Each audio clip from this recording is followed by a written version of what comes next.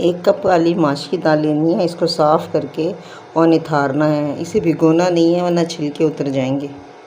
अब दाल धो ली है, निथार लिया है। इसने इतना पानी लिया है, ये बिल्कुल थोड़ा पानी है क्योंकि ये भी हमें ना खुश्क बनानी है।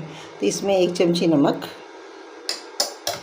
ये इतना देखें, इतना लहसुन, ये कटा हुआ लहसुन, ये 1 तेज़पात, ये अदरक, इतना कटा हुआ अदरक, ये मैंने 5 सब्ज़ मिर्चें ली हैं, इसमें हरी भी डलेंगी, इन्हें तोड़ लिया। और ये थोड़ी सी काली मिर्चें, इनको मैंने क्रश कर लिया। 1 दालचीनी की स्टिक, 2 लौंगे और ये 2 इलायचियाँ, इनके बीज ले लिए। अब इसमें 3 चमचे सूखी मेथी धो के डालनी है।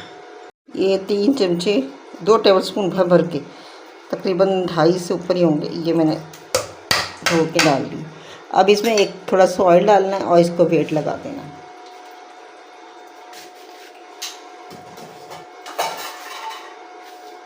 ये वाला सरसों वाला यूज़ करती हूँ, तो बस इसमें ये ढक्कन थोड़ा सा, बस ज़रा सा डालना, ये डायरेक्ट डल जाता है। इसको ना ताना नहीं पड़ता, गर्म नहीं करना पड़ता, बस ये ऐसे ही तैयार है।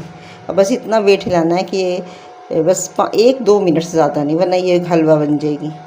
दाल मेथी तैयार हो गई है। अब इसका बघार बनाना, ये इस तरह ना इसको खड़ा खड़ा रखना है, इसलिए इसको ज़्यादा गलाना नहीं। जो इसका पानी है ये बिल्कुल खुश्क होना चाहिए। जितनी देर में बघार बनेगा इतनी देर में पानी खुश्क हो जाएगा। ये सारा बघार देसी घी से बने तो ज़्यादा अच्छा रहता है कि मैंने इसमें देसी घी थोड़ा डाला है, बाकी तेल डाला है। इस बघार में प्याज ब्राउन होगी। अब इसमें घी है, इस घी में मैंने मिर्चें और ज़ीरा, आधा टीस्पून ज़ीरा और ये हरी मिर्चें,